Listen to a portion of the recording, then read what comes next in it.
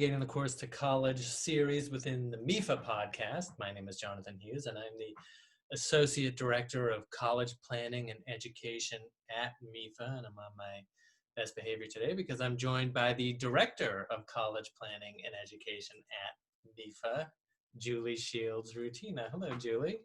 Hi, Jonathan. Does that mean I have to be on my best behavior as well? No. In fact, it would probably be more interesting if you weren't. But actually, since this is your first time on the podcast, you want to, and it's Jonathan and I sort of introduced ourselves in the first episode. Do you want to just, talk for a minute about who you are and how long you've worked at MEFA? And, it's like one of those meetings where everyone goes around the table and says, two or three things about themselves. Oh, well, sure. So I have been working at MEFA for 14 years, but I have been in this field of, I guess I'd call it higher education financing for a number that I hate to say, but upwards of something like 30, 35 years, working at colleges and working in other organizations, all organizations that help students go to college and help families pay for it. And but my home has become MEFA, and I like it because I'm able to do all of those things. That's great. And you're known industry wide, so it's nice. Every place I go that has more than a few organizations, they say, "Oh, do you know Julie?" So yes, of course I know Julie. So you cast a long shadow, so that's good. Well, today is doubly exciting because on the show, we will also have one of our favorite collaborators, Yiming Shuang and Christine Jauregui from Inversant. This is College Savings Month, as I'm sure you all know. And Inversant is a partner of MEFA's in the BabySteps program, BabySteps Savings Program, along with the Massachusetts Treasury. And we'll talk all about that and all the other great work that Inversant does in our interview segment with them. And of course, like every other episode, before we do that, we'll reach into the MEFA Mailbag and discuss some questions that are percolating in the minds of students and families this time of year, and this year in particular, in this very strange year. So maybe one of the questions that they have is a question that you have, but to start us off, the news marches on, and there's been a lot of stories about how colleges are coping with COVID. You've probably seen some of them, but Julie, do you want to give us a rundown of the top stories of the past few weeks? Oh, sure. Well, one story that caught our eye was actually from WBUR, and it's not a great story. It was a report that showed that the number of students in Massachusetts who filed a FAFSA this past year had dropped by, something like 2,300 students. And that's a 5.1% decline since last year, which is actually even steeper than the national decline this year, which was 4.3%. We didn't like to hear that. No. And so I think I know, but why do they think that this has happened? Is it because of the virus? Yeah, I think that at the time when families would have been filing, which would have been last fall and last winter and last spring, obviously, the world sort of changed. Yep. In the late winter. And then I think there was so much uncertainty about what college was going to look like, and people being at home and not in their regular routines and trying to do things remotely. And we always find that we have to do a lot of encouraging to make sure that everyone knows they should file a FAFSA. That's the free application for federal student aid, and help people to know how to do that and when to do that. And so I think the unusual year just really had that slight negative effect. Yeah. And do they know, where the drop is coming from? What students in particular aren't filing, or why? Well, in fact, it really is probably the students who need the aid the most that didn't file. And so again, that's just a little bit of a discouraging fact, but it makes sense. So the report showed that for high schools that are known as Title I schools, where 40% of the families are under the poverty line, the rate of non-completion almost doubled. So, again, I think it's just those are the students that we reach out to and that we try to encourage and help complete that form. And with all of the COVID-19 issues that started around March in this area, I think a lot of that, was just went by the wayside. I will say the good news, because you know me, John, I hate to dwell on bad news. The good news is that MEFA put together a plan, and a lot of our colleagues and other organizations, I think, have a really good plan for this year. So one example is just that, as you know, MEFA is going to have college financing webinars almost every day, starting in a couple of weeks, all the way through when the FAFSA opens in October, all the way through October into November. And we're really going to push families to attend one of those webinars, learn everything they need to do. And I know some of our other organizations that we work with, Mass EdCo is one, and some of the equal opportunity centers around at the colleges, they're all going to make on that as well. Yeah, and I know I'm gathering my strength for our big push where we're going to just be constantly doing these webinars and offering these services. And that's something that we always are careful to stress whenever we talk to families and students in quote unquote normal years, that there's a lot of free help available. And so it's even more important that people know that this year it's coming from MEFA, it's coming from other places like the organizations that you mentioned as well. So definitely seek out that help because it is there. Now, speaking of COVID and the fallout from that, we've seen a lot of stories about what's going on campuses. So Julie, how is the beginning of the academic year going on college campuses so far? Well, it is a mixed bag, and I think we're going to continue to hear stories. It seems that there's a new story every day coming from campuses all over the country, really. But it's a type of year that we've never had before. So we're seeing things such as some campuses have invited students back to college, and with that, colleges have elaborate plans. Some of them do, some more elaborate than others, on social distancing rules and on COVID testing policies. So there's all of that, but we've heard stories that there are cases, students are getting COVID on college campuses, and colleges are dealing with that in different ways. Some have quarantine rules. We did hear some cases where colleges sent students home. So it really differs from college to college. But we also have heard of students, going to parties and things, which shouldn't be any surprise in some way that, college students are having parties. But, that's violating some really serious rules on college campuses. And so we're seeing some colleges take a really hard stance on that. And we're seeing others maybe turning a blind eye and then receiving some criticism for that. So this is going to be something that I think we're just going to have to watch. And I know that all college administrators are really watching this, and hopefully some best practices, some learnings come out of this. And I think we'll learn from the mistakes too. But I think people are doing the best they can, but it is going to be a wild ride this fall, I think.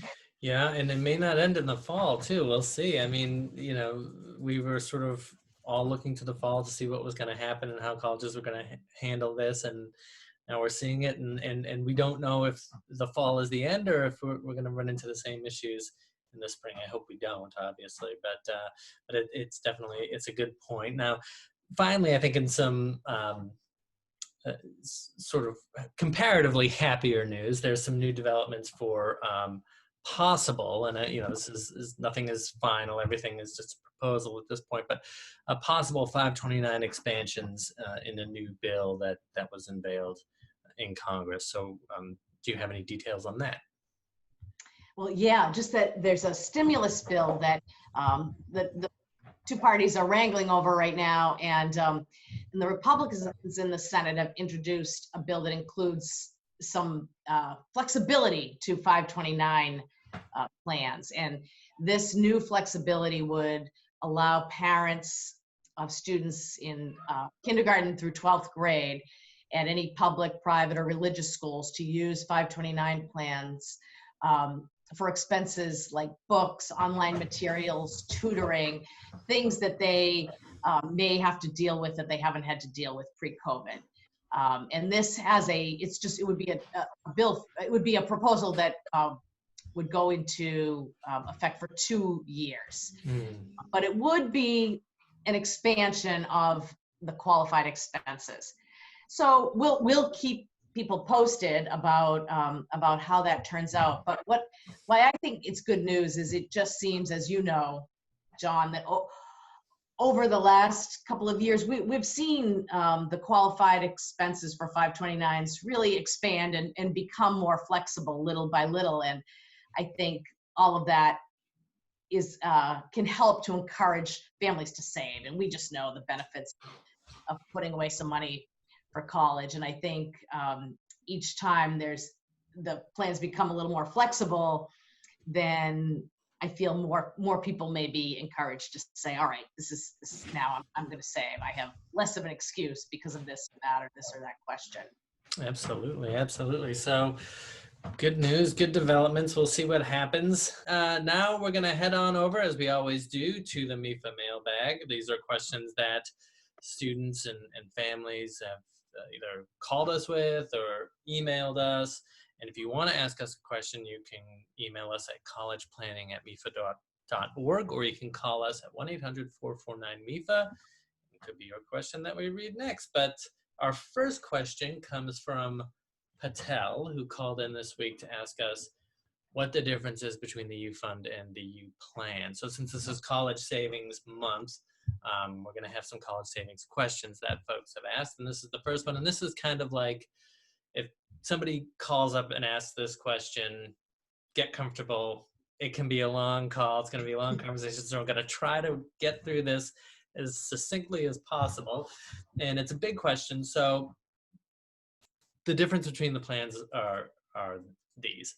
The U-Fund is a 529 plan, and this is how it works. You put money into the U-Fund, or whatever 529 plan, but in this case, it's the U-Fund. So you put money in the U-Fund. Fidelity, who MEFA has contracted to service the accounts and manage the investments, they invest the money that you put in.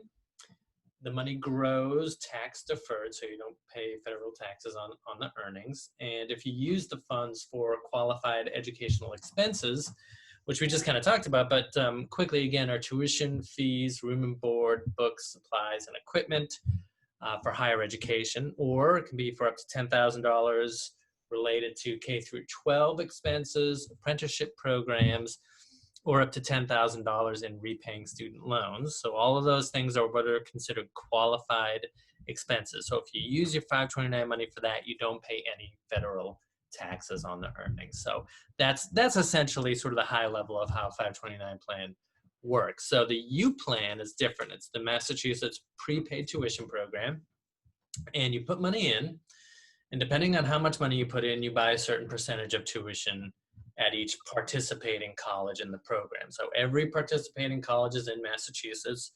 There are over 70 participating private and public colleges. So you put the money in, you don't have to pick the college up front. What you do is you put money in and you pick the year or years that you want to use the funds in. So one or more of the years that the child is going to be in college. The funds are not invested in the market, but they're invested in bonds that are backed by the Commonwealth, and they do accrue interest. But the real point of the program is that when you put money into the plan, it freezes or locks in tuition, or whatever percentage of tuition you buy in a given year for the year that you've selected. So basically, it helps to give an example. If you put in $1,000, let's say this year, and you say, okay, my son is going to be a freshman in 2031, for example. So that's when I want to use this money.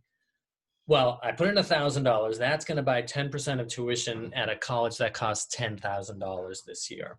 Now, if he goes to that college in 2031 and tuition is now $25,000, you have 10% of that, or $2,500. So your $1,000 became $2,500 because you locked in 10% of tuition at that college. So the value of your percentage grows at the same rate that tuition grows. So that's what we mean when we say you can freeze tuition or lock in tuition. And you can add to your percentage throughout the year, so you can keep on adding and get a higher percentage by the time your child goes to college. So the first question that people always have is, what happens if your child doesn't go to one of those participating colleges?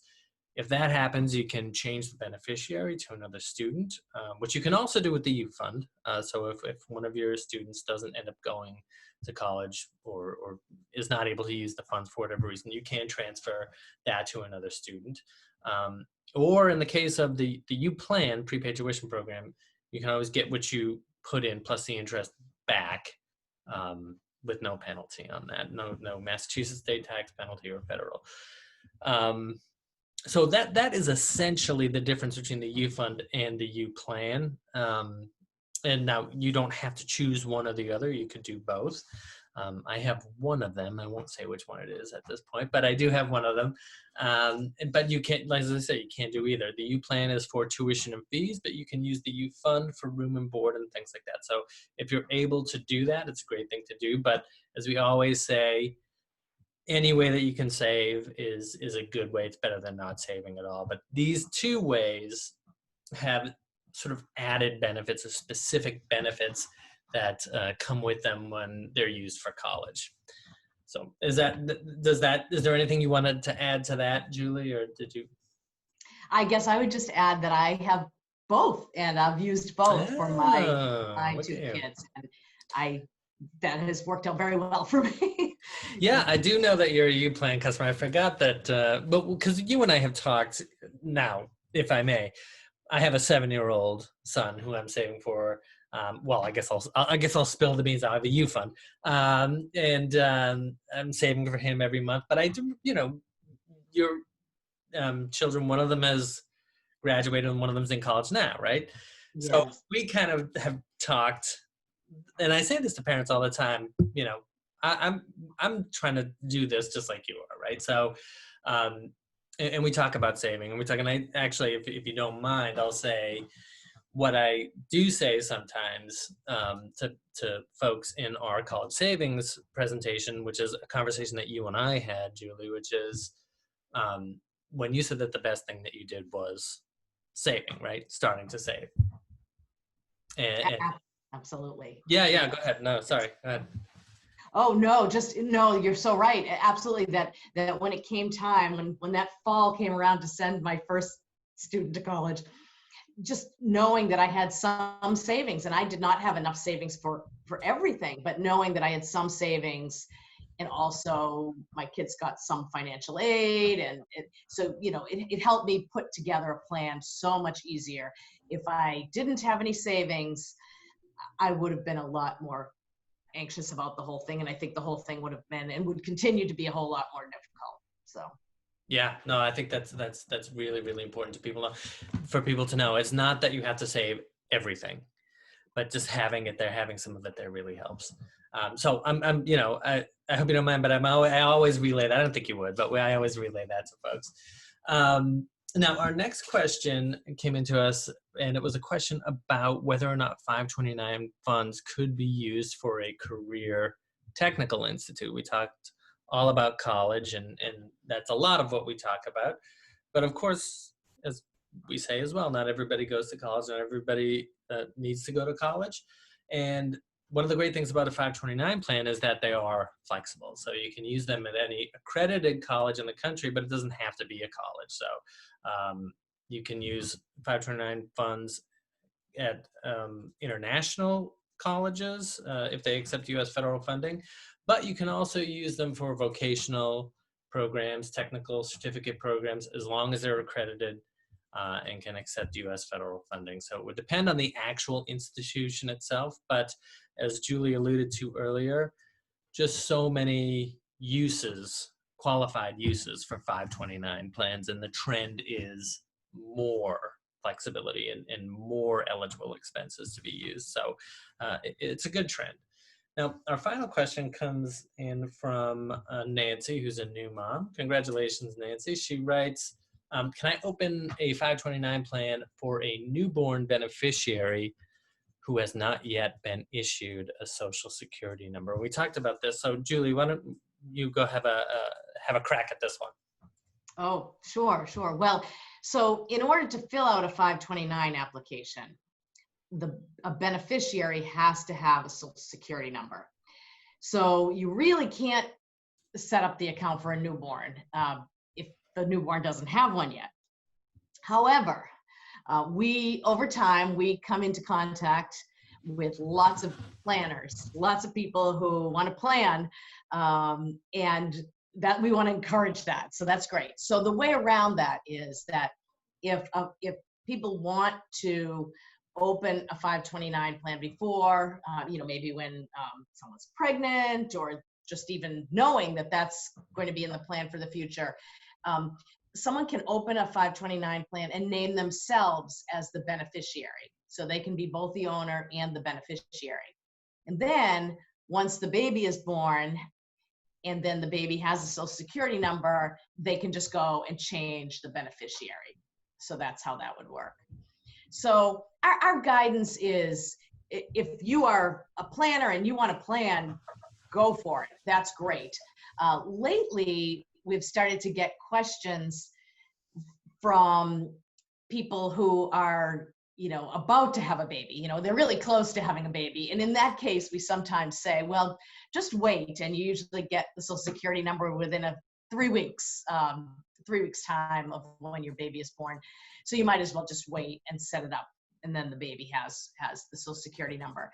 But again, that's the easiest, but we wouldn't discourage anyone from planning. And there is a nice way around that. Yeah, love the enthusiasm to set one up, even before there's a baby or there's a Social Security number.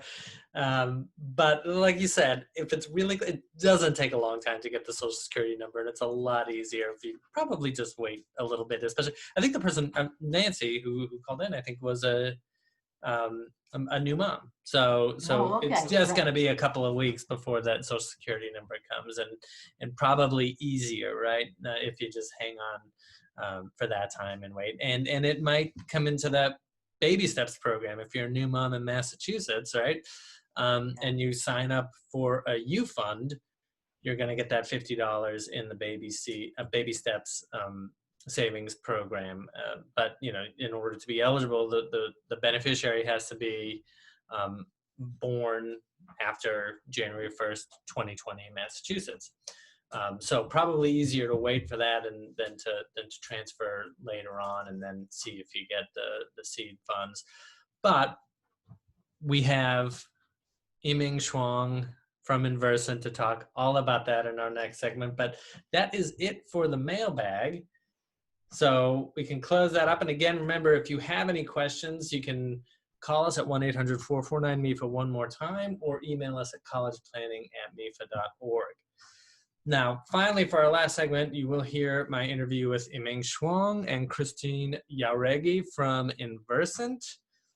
And they are a really exciting organization in the Boston area that does a lot to promote college savings and has worked with MEFA on a lot of exciting projects, including the BabySteps program, which is probably the biggest, newest, most exciting project that we have. So let's have a listen to that now. Now for our guests for College Savings Month. Yiming Shuang is the Chief Operating Officer for Inversant, and Christine Jauregui is the Director of Marketing Communications for Inversant. Inversant provides children's savings accounts through college access programs. Inversant works with low to moderate income families who live in the greater Boston area, and since 2009 has helped them to save over $1.6 million with $1.2 million matched. What I wanted to do first is talk a little bit about Inversant. Inversant is a big partner of ours in the BabySteps program, along with the Massachusetts Treasury. So before we actually get into the Baby Steps program, if you could tell anyone who's listening and may be interested who Inversant is and what they do and how families can interact with them. Sure.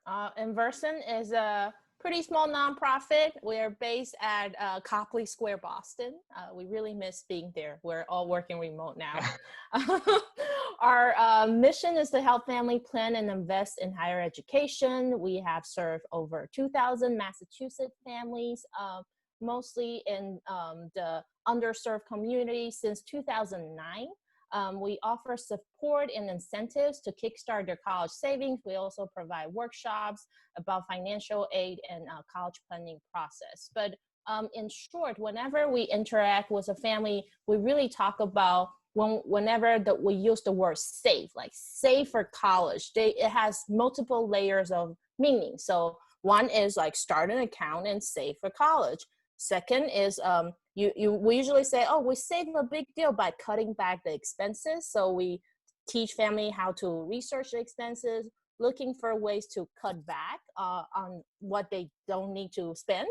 And then the last part is thinking as many strategies to get financial aid as possible. No matter scholarships, we also offer scholarships. So that's when we say save for college, that's how we serve our families.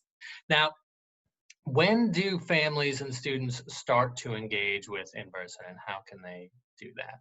Usually, in our traditional model, we partner with mostly local high schools. And then, for example, Chelsea High School. So we used to only serve high school families. Then a couple of years ago, we started expanding to younger graders because a lot of these families, they have younger kids and they also realize they need to start saving early.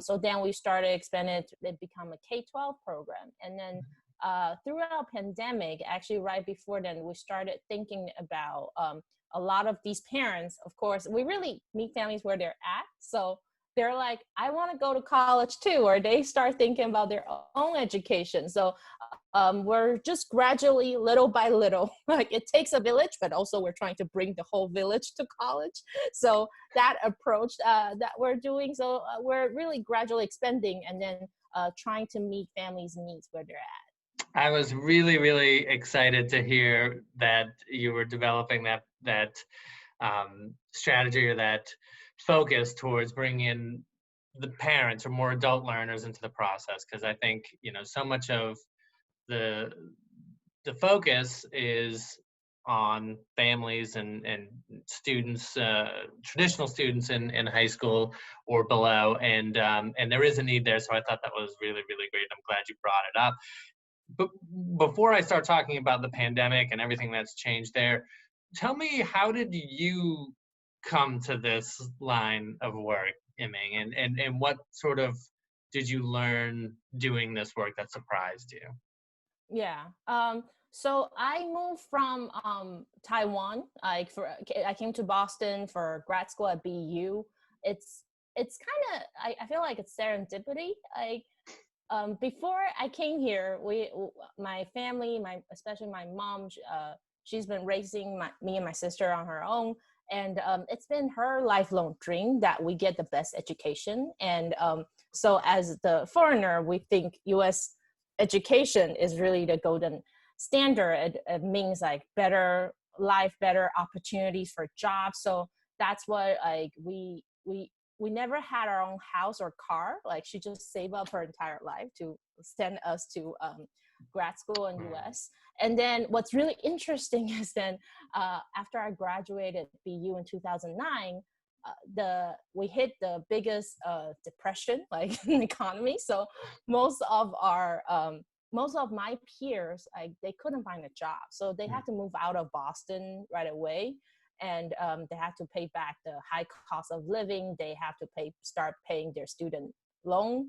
And fortunately, because my mom saved the entire amount, so I didn't have any loan. So I really started from zero, started interning with the founder of Inversant, Bob Hildreth. And he's investment banker, philanthropist, but also an economist. And he also always have unique ways and idea to see how U.S. education system can be improved and expanding access and promote equity. And that's really how Inversant got started, that he really wanted to help a lot of first-gen and immigrants family to get to college. And I personally feel like because of where I came from, and also I really feel that I could relate to these families, like starting from nothing, like not knowing what FAFSA is, what Pell Grant means, and but then really see it from their eyes and how they can achieve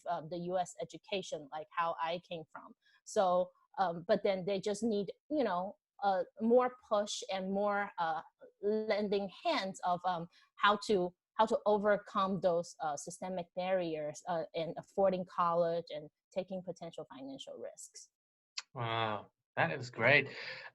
Now, since you mentioned Bob Hildreth and Inversant, and you know, he's such a big figure in this field, and says he's done so much great work. When you talked about meeting families where they are, and that's really what I think of when I think of Inversant and Bob in particular.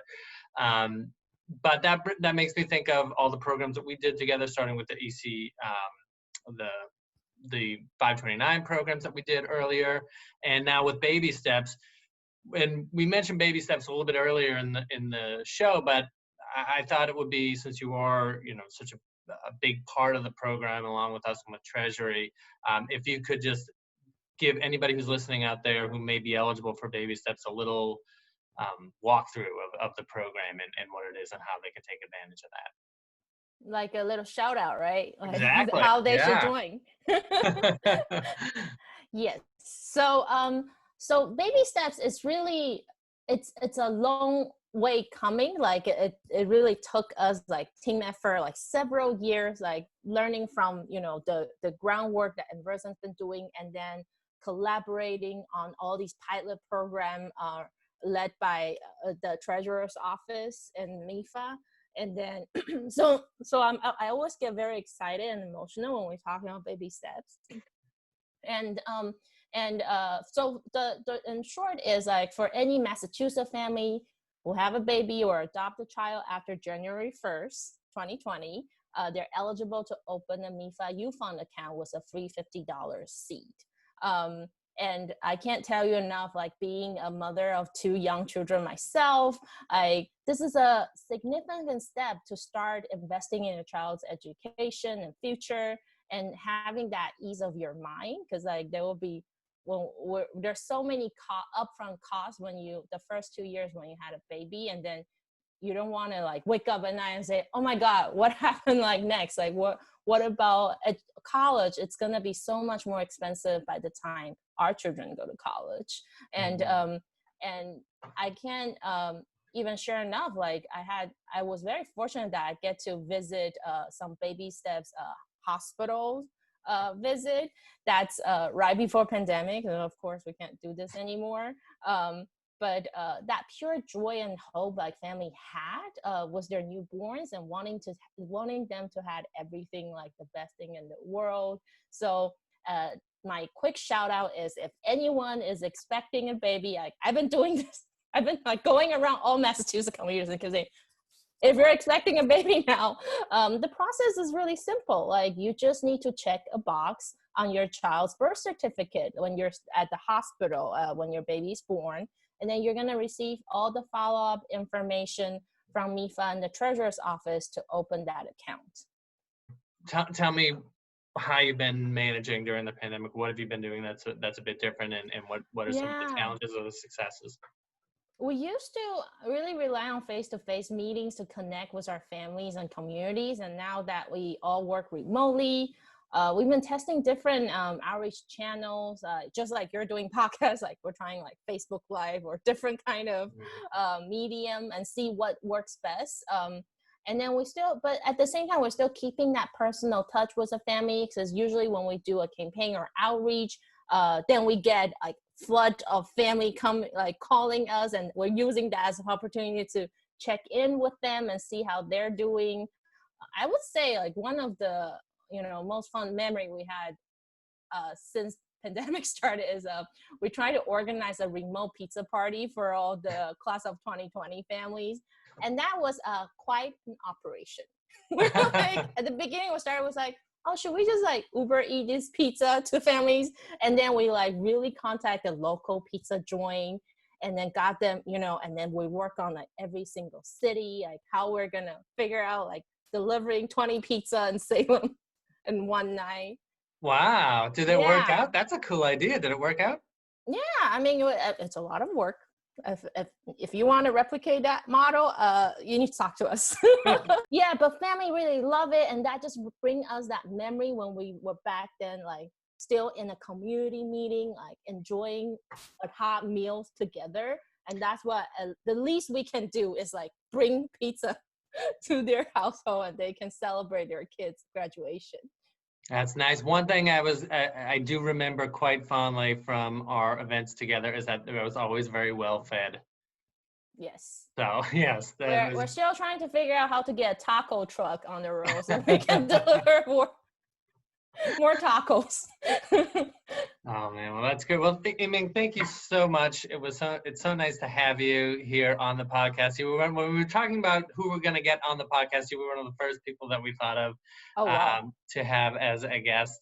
And now I want to talk to Christine, who, as I said before, is Director of Marketing Communications at Inversant, because when we were on, as we sit on a few groups together, and this one being the Massachusetts CSA program, which is a group of folks who offer college savings accounts like Inversant does with their programs, and like MEFA does with BabySteps with Inversant.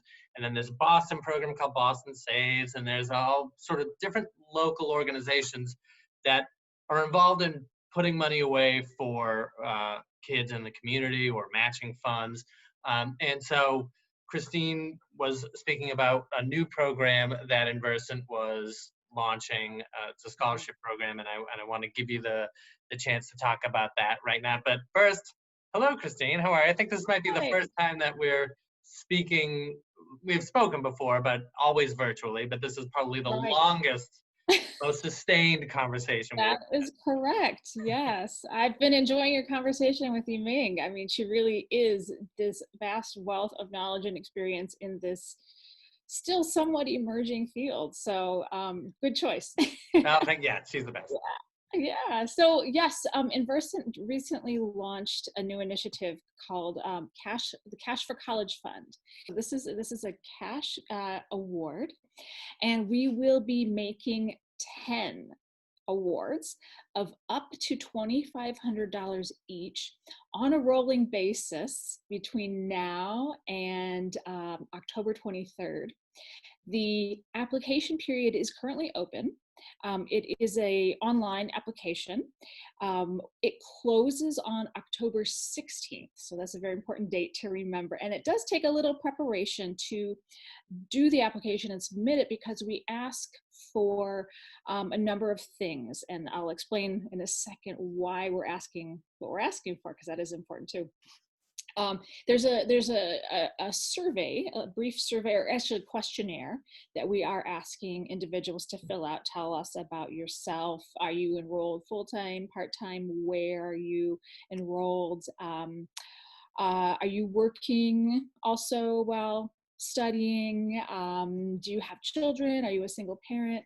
So it's basically a survey that's asking for information about the student, because we want to make sure that we use this opportunity as a way to address not just financial need, but also the risk that a number of students face in continuing their education as parents, as part-time students, as older than typical age college students. And I say typical age in air quotes, because we may think of the typical college age student as, somewhere between 18 and 25, but we know from enrollment information across the country that older students are actually more prevalent now in U.S. Higher ed. So, but that risk factor still does remain if you are an adult learner, if you have children, if you're working full-time while enrolled, these are factors that make it more difficult for you to remain in school and complete your course of study. So we do want to take those factors into consideration. So aside from risk, we're also looking at unmet need. So this is a fund that will award grants to students who are experiencing education-related expenses that are not covered by their financial aid packages. So it's important to remember that even students who say have a full ride scholarship, where all their tuition is covered, there's still so many other expenses related to being a student. The cost of attendance is what we call that might be as small as $300 or $400 or $500. But if the student doesn't have a way to address that expense, they could be in jeopardy of having to withdraw. So we recognize that there's this gap between financial aid and total cost of attendance. So we want to address that with this particular initiative. So I encourage anyone who meets those criteria to come to our website and prepare an application for Cash for College. Excellent. And the website is Inversant.org. Yes. Yes. Well, Yiming, thank you very much. Christine, thank you very much. I look forward to hearing how the new program goes.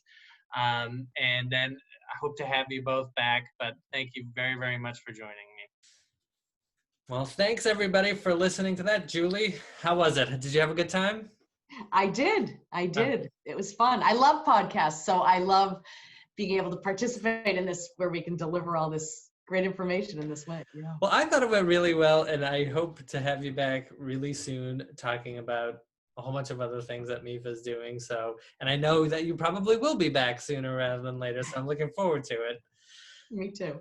So thanks everybody for listening. Join us next time. Please visit us at MEFA.org. Email us with any questions at collegeplanning@MEFA.org. And remember to like or subscribe to the podcast, which you can find at Spotify, iHeartRadio, Apple Podcasts, and wherever you get your podcasts. Thanks so much, everybody. Talk to you next time.